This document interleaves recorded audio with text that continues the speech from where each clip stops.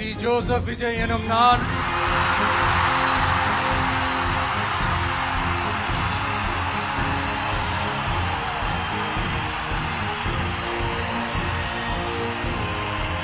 சட்டப்படி அமைக்கப்பெற்ற இந்திய அரசியல் அமைப்பின்பால் உண்மையான நம்பிக்கையும் மாறா பற்றும் கொண்டிருப்பேன் என்றும் இந்திய நாட்டின் ஒப்பில்லாத